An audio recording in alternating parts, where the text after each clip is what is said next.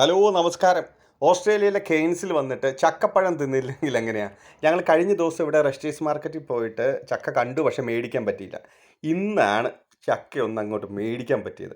അപ്പോൾ അതിൻ്റെ കുറച്ച് വിശേഷങ്ങൾ കണ്ടാലോ? ഇവിടുത്തെ ചക്കപ്പഴം അടിപൊളിയാട്ടോ. ആണ്ടെ ചക്ക മേടിച്ച സന്തോഷത്തിൽ ഭവതിയും ചക്കയും. തൽക്കാലം ഒരു കുഞ്ഞ് ചക്ക മേടിച്ചു.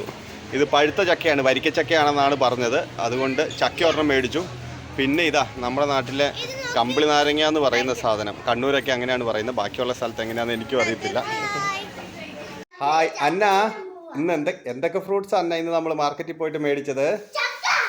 ചക്ക, പപ്പായ, ബനാന, അതെ നമ്മുടെ നാട്ടിൽ കമ്പിളി നാരങ്ങ എന്ന് പറയുന്ന സാധനം.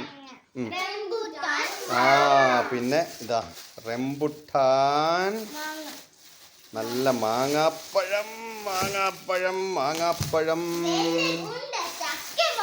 പിന്നെ ഇതെന്നതാ? പൈനാപ്പിൾ, വാഴപ്പഴം, ഇത് പാഷൻ ഫ്രൂട്ട്, കമ്പിളി നാരങ്ങ, പിന്നെ നമ്മുടെ സ്വന്തം ചക്ക. എന്നാ ചക്ക നമുക്ക് മുറിച്ചാലോ? വേഗം അമ്മേനെ വിളിക്കേ. ഓടി വാ. ഹലോ, ഓടി വാ. ചക്ക മുറിക്കൂ.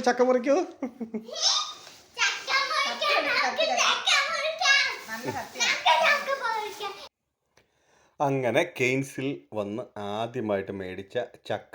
ആദ്യത്തെ ദിവസം തന്നെ ചക്ക മേടിക്കണം എന്ന് ആഗ്രഹം, പക്ഷെ നടന്നില്ല.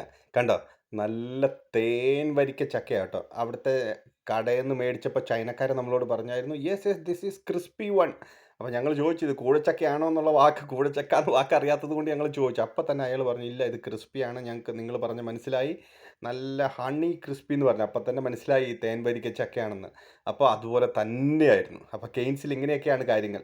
ഒന്ന് പേജ് ലൈക്ക് ഫോളോ ചെയ്യണേ.